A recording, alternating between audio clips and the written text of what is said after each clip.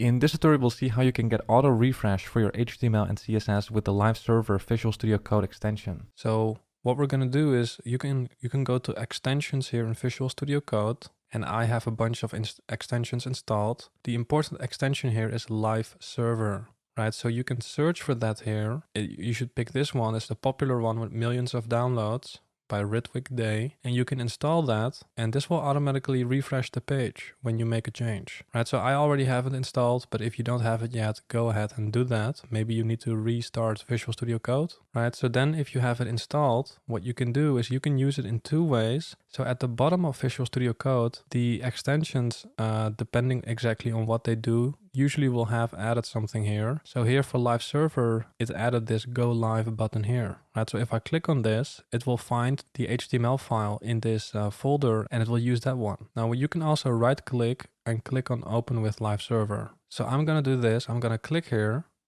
and it's going to open it up on a new address, as you can see. So I'm going to just copy this and paste that here. Okay, so the benefit of this is if I now make a change, for example, instead of test, I say hello. If I now save here, if I save the file and I go back, it's automatically updated. I don't have to manually refresh the page, right? So that's very handy.